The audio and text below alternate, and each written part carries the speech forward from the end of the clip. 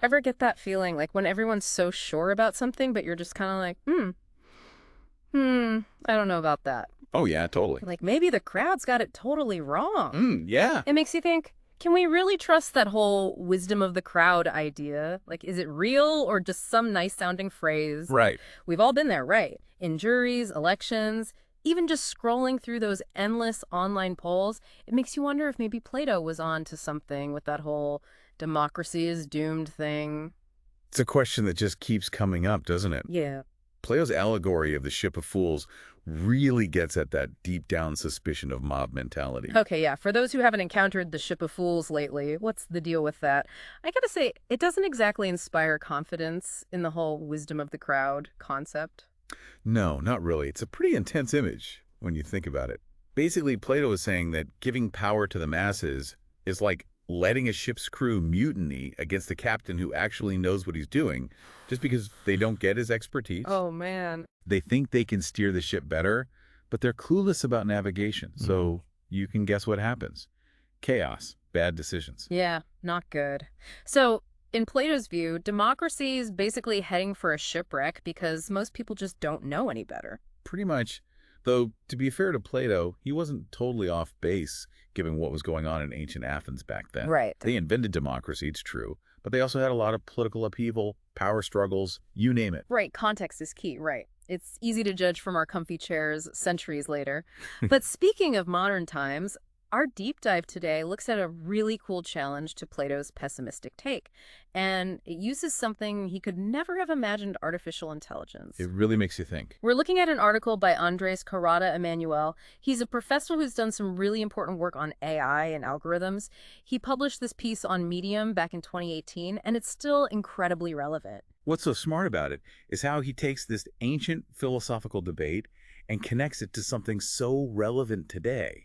How we're teaching machines to learn and make choices.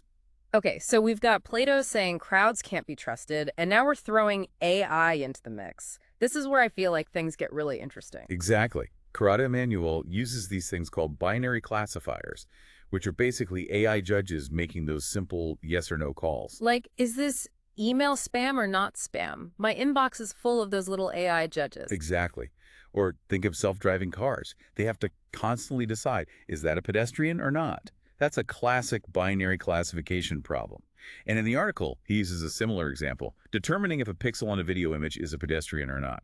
Corrada-Emmanuel cleverly uses this to explore this whole idea of the wisdom of the crowd. Hold on, so instead of using algorithms to actually make the decisions, like we usually do, he's using them to figure out which judge in a group is the most accurate. You got it. He's basically flipping the script to measure how accurate each individual judge is within a group. And by doing that, he's challenging Plato's assumption that a group can't possibly identify its most accurate members. So, centuries later, Corrada-Emmanuel challenges this deeply ingrained notion, and he does it using AI. Okay, so how does he put this into practice? He sets up these thought experiments, Huh? 3 tales of captains and fools, to make his point. Okay, I am all ears. Tell me more about these tales. What's happening in the first scenario? Picture 3 AI judges are classifiers. One is our captain, always making the right call, 100% accurate, never misses. Okay. The other 2 are our fools. They get it right more often than not, say 60% and 70% of the time. Not perfect, but not totally clueless either. So it's like a jury where you've got one juror who's laser focused and the others are, well, maybe sneaking a peek at their phones during the trial. Exactly. Now here's where it gets cool. By analyzing how these AI judges vote, do they agree, disagree? Yeah. How often you can actually use math to figure out the most likely situation. And guess what? The math points to the captain, the most accurate one every single time. Wait, really? Even with those fools adding some randomness to the mix? Yep. It's like the group dynamic itself holds the clues to who's consistently right, even without anyone telling us. So it's like the group's errors somehow cancel each other out, revealing the hidden truth. That's fascinating. But what happens when you throw a real wrench in the works? Yeah. What about scenario 2? Scenario 2 kind of shakes things up a bit. No, so this is where we introduce a real wild card. Exactly. Now, one of the fools, they're really bad at their job. Like, Like, maybe they're only right 40% of the time. yeah, so that's basically like having a juror who's just flipping a coin. Right. But, and here's the thing, even with that totally random element thrown in, the math still works. Get out of here. Yeah, it does. It Yeah. does. That group dynamic, it's different now, but the algorithm, it can still pick out the most accurate member. It's like the math is looking at this whole mess and saying, yeah, this one's a bit of a train wreck, but I can still see who's got their head screwed on straight. Okay, hold on. I need a second to wrap my head around this. It's like those ask the audience lifelines in game shows. Even if most of the audience is clueless, the answer still usually points you in the right direction. So 2 scenarios. 2 times the math found the captain, even with all those fools around. What's the final act in this mathematical play? What about scenario 3? Scenario 3, it throws a real curveball. Oh, boy. Now, both of the fools, they're below 50% accurate. Oh, no. They're basically worse than random chance at this point. Oh, no. Now we're really sailing into those treacherous ship of fools waters. You'd think so, right? But, and this is where Corrada-Emmanuel adds this fascinating twist, the math still crunches those numbers. But now it gives you 2 possible answers. It creates this space for debate and disagreement. Wait, so after all that impressive number crunching, the math is basically saying, I give up. Take your pick. Not quite giving up, no. It's more like it's saying, okay, things just got really interesting. There are a couple possibilities here, but I need more data to be sure. So even the AI needs more information to navigate those murky waters. Exactly. And you know what I find fascinating? What's that? This kind of ambiguity, it actually reflects a lot of real-world situations.